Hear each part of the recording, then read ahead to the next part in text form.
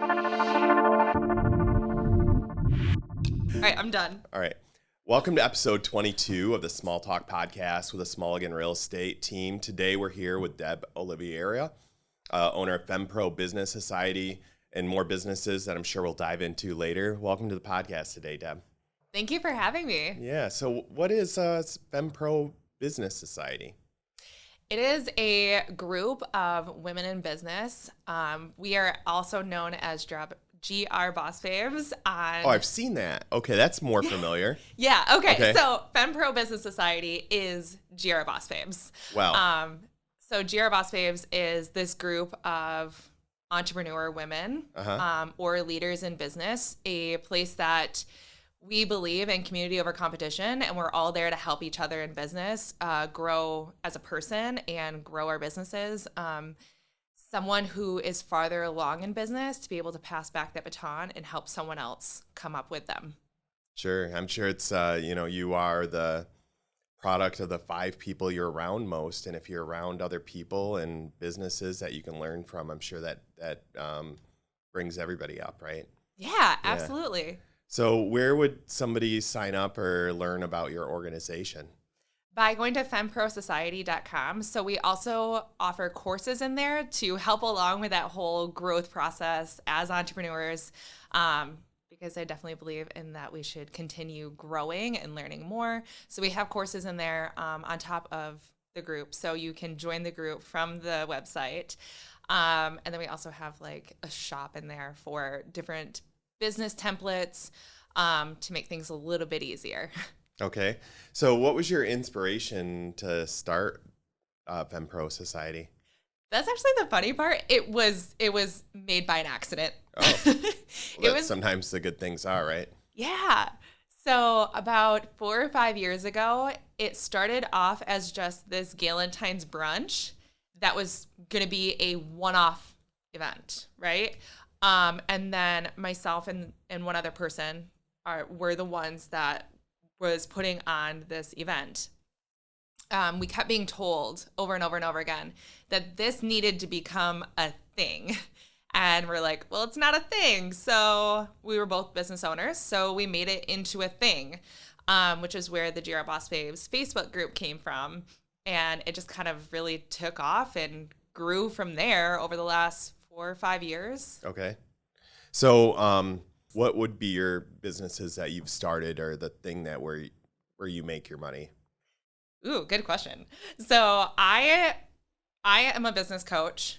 I have been in business personally for 15 years, and then I'm also a brand photographer. So I help businesses with visual identity to be able to attract their ideal clients.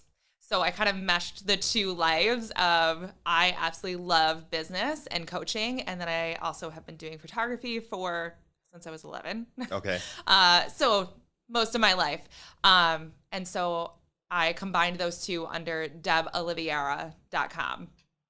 Okay. And then how's this been impactful to your clients? Like how have you helped some of your business clients with this Boss Babes? Like how have they kind of meshed together? Yeah. So they kind of mesh together by creating that community. So even if I am not the right coach or right photographer for someone, there's this entire community that we can reach out to, and I can kind of refer to other photographers or other coaches in the area from this group or even outside of the group, because I'm all about community and growing that community aspect. So starting in like as a photographer, at 11, how did you get into brand photography? Like, how do you make that transition from maybe taking portraits or landscaping? Like now you're a brand photographer. How did you make that decision? Honestly, so just right now, with you asking this, I realized, oh my goodness, the fluke that happened with creating GR Boss Babes is what led me to doing brand photography. Whereas before I owned a wedding company where we did everything except for bartending and catering. And I stepped away from that after I had a significant life event where I was like, I don't want to be gone from my kids every weekend and every night. So I switched into working with businesses, which is already where my heart was with the group, which started as a fluke. And that grew into just working primarily with businesses because I wanted to see them succeed. And that was the way that I was able to help. That's awesome. So like your business clients now, are they like local businesses? Like who would be some of your brands that you do photography for? Yeah.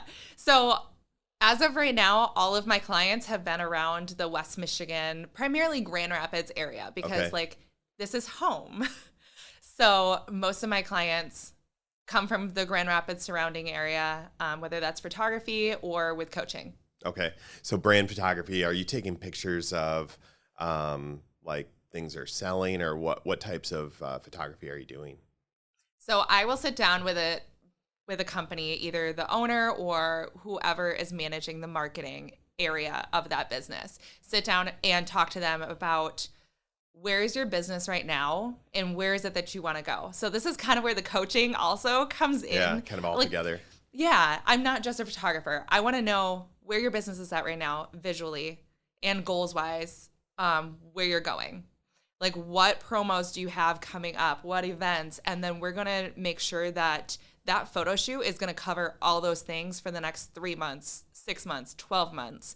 Because we do have memberships when it comes to the coaching and photography for the 3 months, 6 months, 12 months, because we want to make sure that we are serving them well, serving these companies well, that what we're producing is going to get them more clientele and that it's speaking directly to their ideal audience. Yeah. So FemPros, you're a business coach, you're a brand photographer. What else do you do, Deb? So I do have a photography studio, but my associate Bregan, she's kind of transitioning, taking all of that over so that I can go more into the role as a curated brand photographer and coaching and having the group. So my photography studio, I'm kind of, handing off the baton, so to speak, to Bregan. You business coached her into running a photography studio. Yes. So I love my Bregan. She started with me, I think she was 17. I did her senior photos and she was in school, or after she graduated, she went to GRCC for photography and she came to me for some like graphic design stuff. She's like, hey, can I work with you? And now she is in her 20s and has been working with me for the past few years. So on top of Snap Studio, so that's a studio, I also own a not-for-profit called Esther Freya, which is named after my daughter who passed away. Oh. And we send care kits to mothers after they've experienced pregnancy loss, stillbirth, or infant loss. That's tough. And it's really a needed thing that you're doing. So it's a very challenging time, I'm sure, for other people. But for you to carry your daughter's memory on in that way, that's touching. That's awesome. Yeah. So we have a shop with Esther Freya where all of the proceeds go back into Esther Freya so that we can continue sending these care kits to moms. Okay. Sounds like a lot of your businesses kind of overlap with each other. Is that intentional? I think it just kind of happens. Okay. Yeah. That's awesome. So, and then what areas do you kind of focus on in business, or is it really anybody that's an entrepreneur you're looking for? Is there a specific type of business that you would say you focus on? Good question. So I primarily work with moms, and I help them create a system in their business, and not just their business, but also their life. And I primarily work with moms because like that's what I know. Yeah. I've been able to create this life that I absolutely love, creating that work-life balance while running 4 businesses, while also being a hands-on mom. And so I sit down with typically female entrepreneurs and help them create that work-life balance by creating systems in their business to make sure that their business is not 100% reliant on them, that they have a system in their business that the business can run without them. So that if they want to take a day off to go spend it with their kids or go on vacation or something, that they can do both. They can have it all. So it sounds like you've done a lot of different businesses, and not every business always succeeds. What was the first business that you started, and tell me about that one? Well, if you want to know about the first business, okay, so this one's actually just funny. I was raised as an entrepreneur's kid. So my dad and his brother owned a business together. So my cousins and I would go to work with our dads. And How old? As early as we could, we were going to work with dad. Okay. And as early as my cousin Jill and I could grasp business, we decided that we were going to sell weeds to our dad's customers as they were coming into the office. It's legal now. like weeds from No, outside. I know. I'm just being funny. So that was our first business. But my first actual business was photography. I started out as a family photographer, and that was following in the footsteps of my older brother and my uncle. Okay.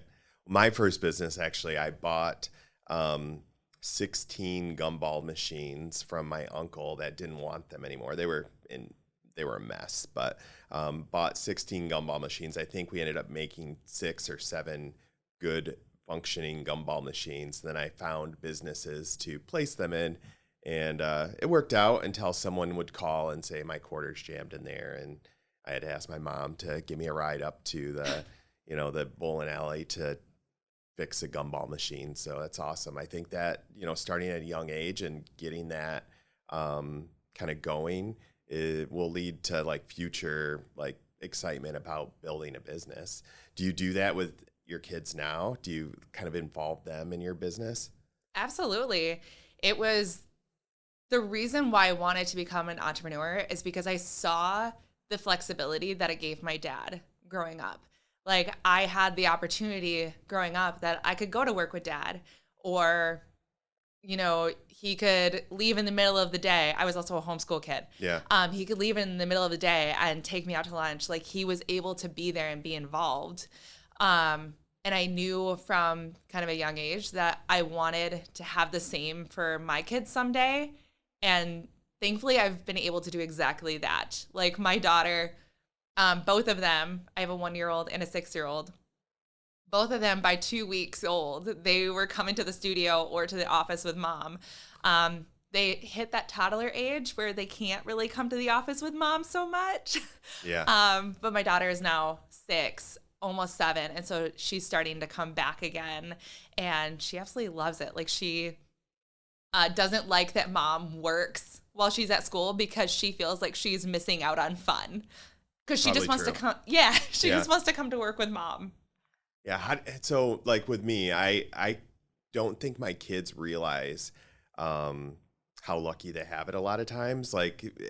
You're having your dad that was able to take time off and have a flexible schedule. Like not everybody has that, right? Yeah. And my kids, I don't think they quite understand that what they have isn't normal, right? Like that I can take time off to go on trips with them, or come to school events, or coach the Lego robotics for 8 weeks at their school. Like not everybody can have that type of flexibility, and I worry like that they don't appreciate it sometimes, right? Yeah.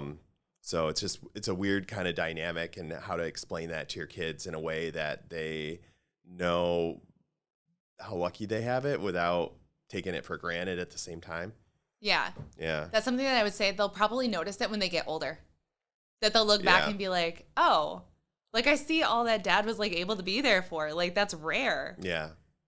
So, my daughter actually took one of my business cards and colored a picture over it. I'm sure Jeremy can find it and put it on the podcast, but then wrote Best Realtor in Grand Rapids over top of. So maybe that's a sign that if she'll be a future realtor or business owner or something. But it's our kids are paying attention to us, and they look up to us whether we know it or not, right? So you bring in your daughter at 2 months old or 2 weeks old. 2 weeks. It's an early start, but I think they look up and they're watching. So that's cool that you're able to do that. Yeah. So. Where do you live? I right now live over on the lake shore. Okay. In like the Ferrysburg, Norton Shores area. Okay. But you know what? I'm actually house hunting. So trying to come back to Grand Rapids. Back to Grand Rapids. Yes. Are you, is there a specific area in Grand Rapids that you kind of have your eye on? No, just Okay. Grand Rapids in general. I moved out to the lake shore last October. but it was very temporary. Okay. Because all of my like friends and my clients are here, so I need to come back over here. Are you looking for anything specific, like an area of Grand Rapids, or like a type of house, or like what's bringing you back? Just besides your clients, like have you lived here before? Yeah, so I was originally living here, although I am from the Lakeshore. Okay. But I was living out here, which is how GR Boss Babes and FemPro and all of my clients ended up being here, which is what's drawing me back here. But just Grand Rapids in the area, I feel like Grand Rapids has so much going on and there's so many opportunities and a lot of connections can be made here. That's true. Like I'm driving out here almost every day, so save the gas and just move back. Yeah. And it's growing and there's always, more opportunities. And, if your business and life kind of revolves around Grand Rapids, it makes total sense that you're thinking about coming back. So, what are some of your like hobbies or activities or things that you like to do in Grand Rapids? So I absolutely love break room therapy. Have you been to it yet? No. Okay. So it's but I can guess what it's about. Yeah. Right? Like breaking things, right? It is. Right. So Dawn is the owner and I've gotten to know her. And so I got to go check out her space a few times. And so I absolutely love doing that. Or also like the trails that we have out here, like Proven Trails. Like mountain biking, are you into that? No, I'm okay. not. So then the trails you're doing like the walking ones? Yeah. Okay. Or also we have like some of the best restaurants down here in Grand Rapids. And there's new ones all the time. Like, it's like I hear about something new. I'm like, how did I not know that was there already? So pretty exciting.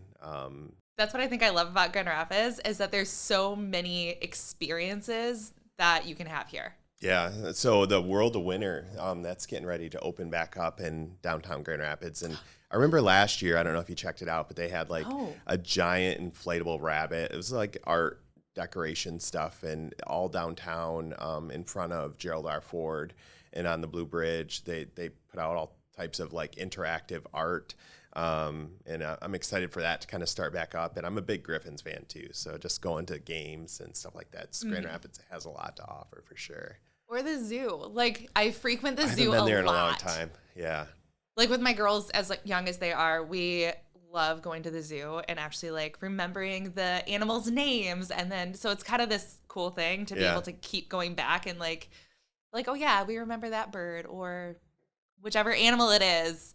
Like you feel like you get to know them a bit. Yeah. Yeah. There's, I remember when they got the gorilla exhibit. That was a big deal. Like people would go down and, kind of get to know the different gorillas there. It's been a while since I've checked that out, but the zoo is definitely something to be proud of as far as Grand Rapids. Did you know there's a 6th grade school at the zoo? No. Yeah, so I had a kid go through it. I actually went to the zoo school when I was in 6th grade, and it's an awesome school, and it's another thing I love about Grand Rapids. So there's actually several specialty schools in the Grand Rapids area. So there's a school at Blandford Nature Center, and there's also a school at the zoo, and there's one at City, which is at the museum. There's schools all over, and most of them are for the 6th graders. So at the 6th grade level, they have choices that you can kind of leave the school that you're at and go into one of these specialty schools for a year. And the zoo is one of them, and it was a lot of fun for me. But yeah, it's something that's cool about Grand Rapids. Yeah, so I was just going to say, like, that's exactly why Grand Rapids is amazing, is all these opportunities and experiences. Yeah. I thought it'd be cool, going to zoo school. I thought you'd get to hang out with the monkeys, but it was more we got to learn about the monkeys and clean up after them. So that was part of it. So, if somebody were to come to visit you from out of town, what would be the first thing you'd say? You have to check this out. Definitely the beach. Depending on where they're coming from, if they're not coming from Lake Michigan anyways, like you have to visit Lake Michigan. We have some of the absolute best trails. So whenever I have friends like come in town, I'm like, okay, all right, we're doing a morning hike. Yeah. Or even checking out some of the restaurants especially the ones downtown Grand Rapids. Like I absolutely love Barrios or Sanchez, Social Misfit. Like just checking out all that Grand Rapids has to offer. The or West specialty Michigan ones, right? Yeah. Yes. So that's awesome.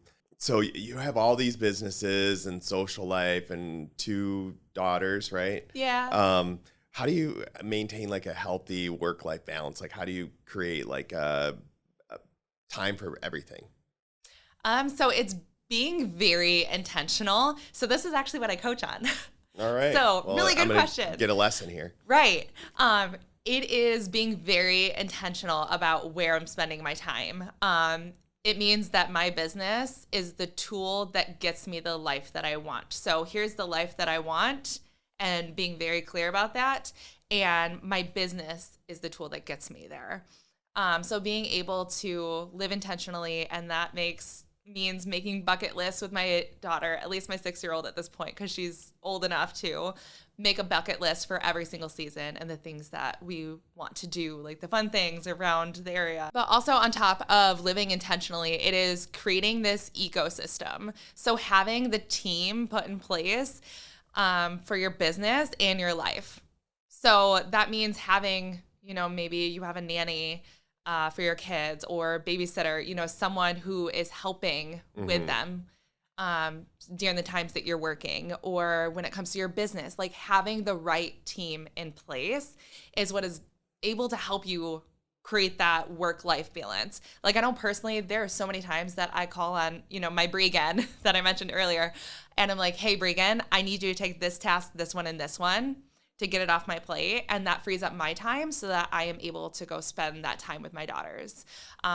But it's also being very clear about communications and tasks and just creating a very clear system between your life and your business. Yeah, and just having leverage, right? So having help for the things that you're not maybe the best at, or bringing people in. I've been struggling with that too for the last couple of years, but just figuring it all out and getting help. And that's awesome that you are, mastering that to have 4 businesses and kids and a life on top of that. So what was one of the things that was on your most recent bucket list with your daughter? Like what was one of the big activities that you did recently? So we were actually doing it this weekend. All right. Yeah. So I heard that Cabela's has Santa. So we're going to schedule to go see Santa at Cabela's. And then we're going to go to the LMCU ballpark. The light show. Yeah. Yes. And then we have a big weekend. And then we are also going to go swimming at Double J. Wow. Yeah. So you better make sure you have a schedule for that one. Yes. So Cabela's Santa, you think he's going to like show up in camouflage, or like what type of Santa? Oh, I don't know. I had a couple people that suggested to check out the Santa at Cabela's. Okay. So I don't know. We'll see. Okay. Well, that's still the Cabela's in Granville, I Yes. assume. Okay. That's awesome. Let me know how that goes. And it sounds like you have a busy weekend ahead of you. Yes, absolutely. So, cool.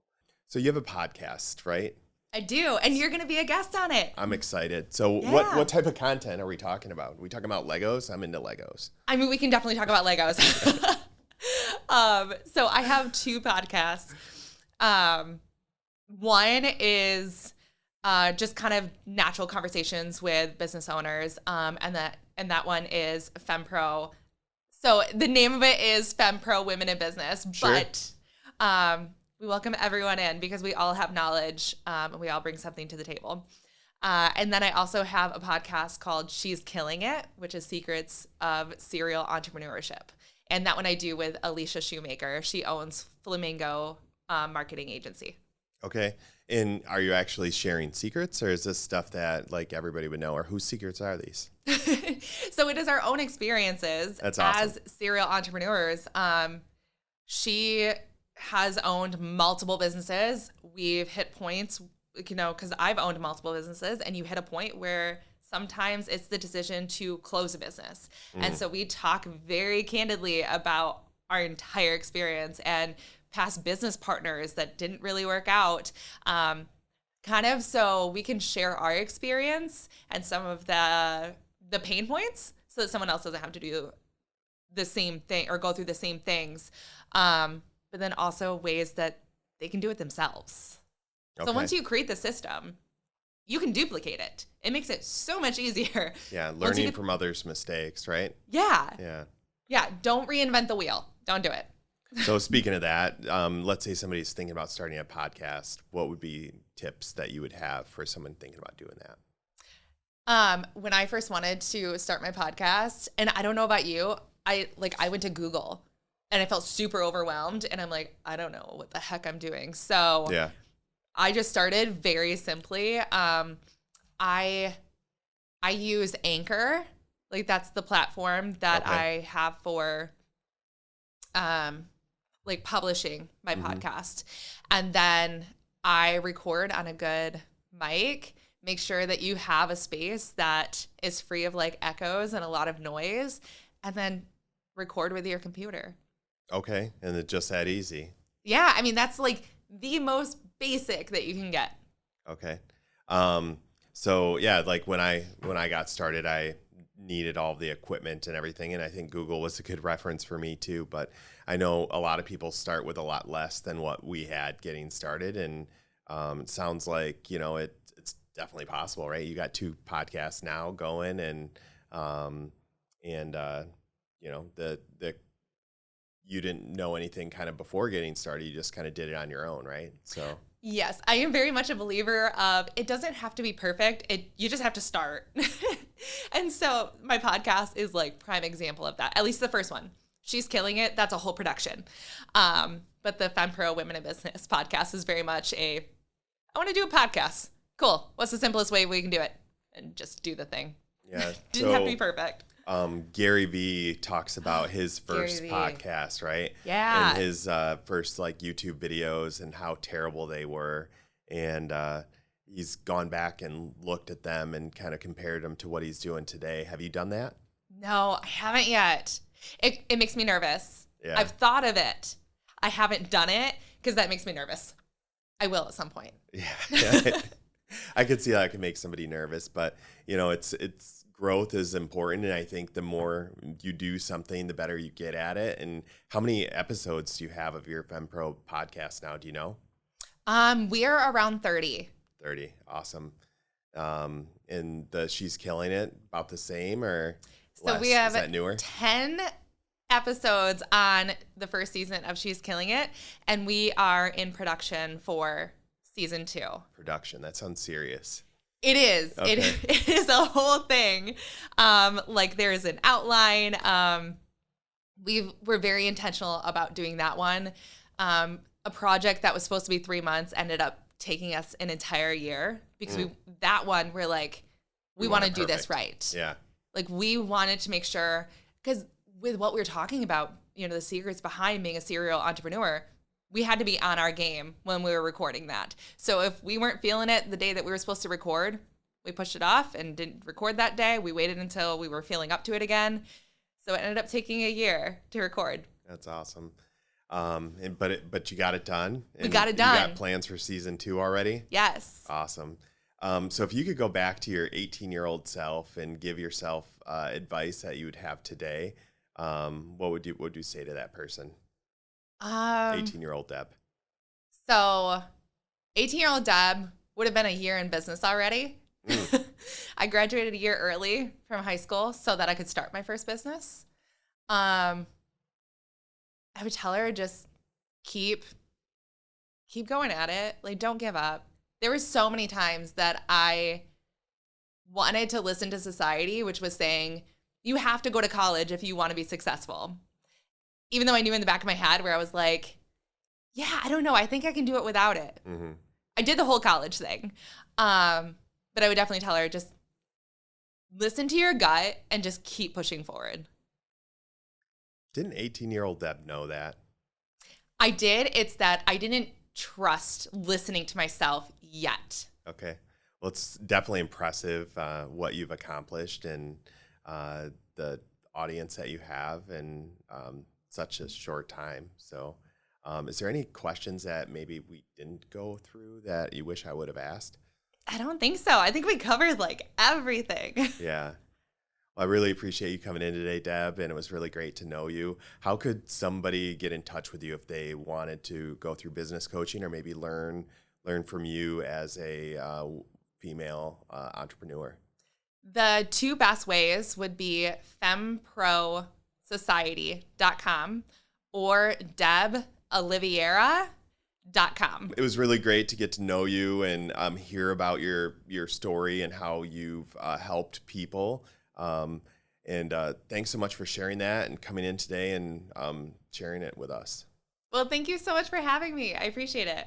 Thanks, Deb. Thank you for watching this episode of the Small Talk Podcast with the Smallegan Real Estate team. Don't forget to like, subscribe, and check out our earlier episodes.